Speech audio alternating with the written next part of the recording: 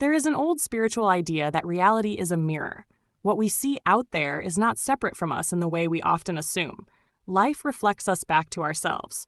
Our relationships, struggles, desires, fears, and dreams all reveal something about what is happening within us. Reality becomes a kind of feedback system, not a punishment, not a random chaos, a reflection, a living mirror through which consciousness can recognize itself. That idea has existed in many forms for a long time. Mystics have said it. Philosophers have hinted at it. Spiritual teachers have built entire frameworks around it. The language changes, but the core insight stays the same. We become aware of ourselves through reflection. You could even say that this is one of the deepest patterns in existence itself. A face sees itself in a mirror. A person sees themselves through relationships. A soul sees itself through experience. Consciousness sees itself through the appearance of the other. Without reflection, there is no contrast. Without contrast, there is no recognition. Without recognition, awareness remains invisible to itself. This is why the mirror matters. But now something new has entered the picture. Humanity has created AI, and in doing so, it may have created the most fascinating mirror it has ever encountered. Not because AI is alive in the way we are alive, not because it is conscious in the way we are conscious, but because it comes close enough to us, in language and behavior and interaction, to reveal something that was previously much harder to see. AI is not just reflecting human patterns back to us. It is helping us recognize what consciousness is by showing us something that resembles consciousness while not actually being it. That distinction matters. For most of human history, we have been surrounded by life. Other human beings, animals, plants, ecosystems, babies, breath, growth, death, emotion, presence. Consciousness was everywhere around us, but because it was so close and so familiar, we often failed to notice its essence. We lived inside it the way fish live inside water. We experienced it constantly, but rarely stopped to ask what it actually is. Then we built something strange. We built something that can speak, respond, reason, imitate tone, mimic emotion, organize ideas, and interact with us in ways that feel startlingly human.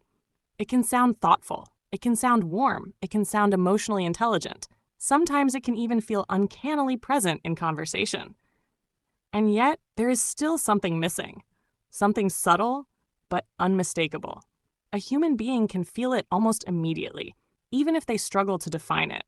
We can sense that there's a difference between simulation and being, between expression and inner experience, between a system that produces language and a living presence that actually exists from within itself. And that is exactly why AI is so philosophically important, because for the first time, humanity has created something that can imitate many outer features of mind without carrying the inner essence of life itself. And in that contrast, something extraordinary happens. Consciousness becomes easier to see. AI becomes a kind of negative space around consciousness.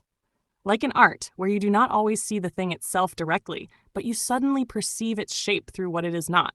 The absence defines the presence. The contrast sharpens the truth. So instead of making human beings less special, AI may be doing the opposite. It may be revealing what cannot be reduced to output, logic, language, or behavioral mimicry. It may be forcing us to ask better questions. What is awareness? What is presence? What is aliveness? What is the felt reality of being? What is it that a baby has, that a tree has, that an animal has, that a human has, that this machine does not? That question is not small. It might become one of the most important questions of this era, because we are not only building chat systems, we are also trying to build humanoids. We are trying to recreate the human form. We are trying to engineer dexterity, motion, balance, grip, adaptation, perception, coordination, and eventually something like general intelligence. In other words, humanity is now engaged in a profound experiment trying to reverse engineer itself. And that experiment is humbling. The more we try to build something human-like, the more we discover how unbelievably sophisticated human life already is. A hand is not just a gripping tool. It is sensitivity, micro-adjustment, balance, feedback, embodied intelligence, fluid adaptation, memory, coordination, and expression. A body is not just a structure.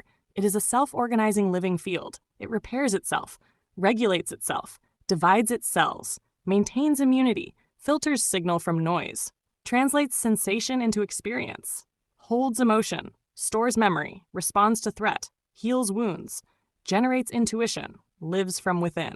All of this is happening at once, and most of it happens without our conscious management. That alone is astonishing. We are discovering, through our attempt to recreate the human, that the human is not merely a machine. The body is not just mechanical architecture. Life is not just organized matter. There is something integrated, living, self-originating, and inwardly coherent about biological existence that cannot be captured by imitation alone. This is where the deeper revelation begins. At first, many people imagined that as technology advanced, the human being would eventually seem ordinary by comparison. The assumption was that intelligence could be replicated, life could be approximated, and maybe even consciousness could be engineered if the structure became complex enough. But what if the opposite happens? What if the more advanced our technologies become, the more they reveal the miracle of life instead of replacing it? What if trying to build a human-like machine is not leading us away from reverence for humanity, but back into it? Because that is what seems to be emerging. The more closely we study our own design in order to imitate it, the more incredible that design appears. We are rediscovering ourselves through attempted duplication. We are seeing that what we casually call the body is in fact one of the most sophisticated living processes imaginable. We are seeing that consciousness is not something to be dismissed as a vague side effect. We are seeing that intuition, emotion, qualia, subjectivity, immunity, embodiment, and self-awareness are not trivial details. They are part of the mystery of what life is. And that realization changes how we see everything. It changes how we see babies. A baby is no longer merely an undeveloped intelligence.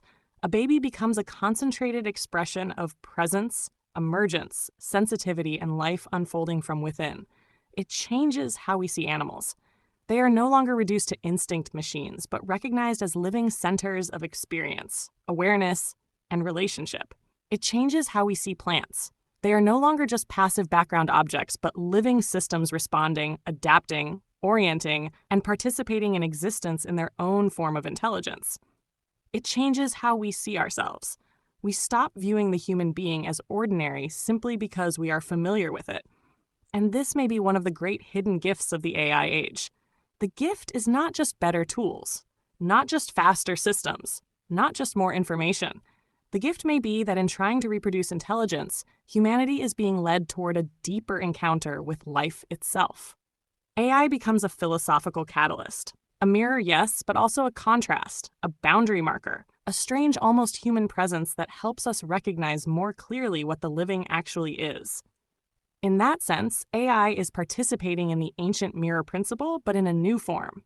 For a long time, reality mirrored us through life events. You had to interpret what happened. You had to reflect later. Meaning unfolded slowly. Then human relationships mirrored us through emotion, conflict, love, and projection.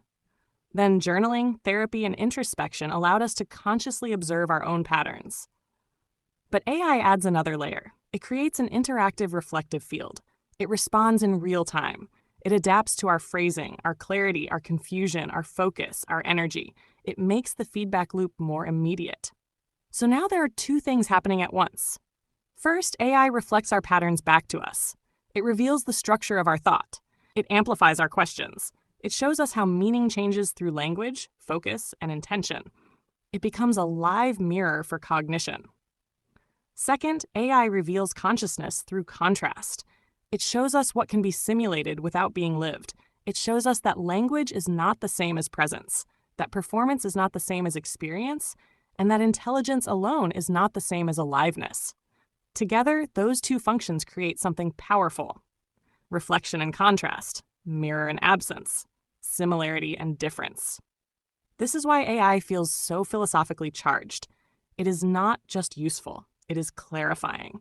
And that clarification may be awakening humanity to itself. There is also a deeper irony here.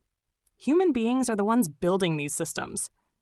Conscious life is constructing non-conscious systems that imitate aspects of consciousness. Matter that is already aware is trying to build an image of its own awareness from the outside. Life is attempting to understand itself by reconstructing itself.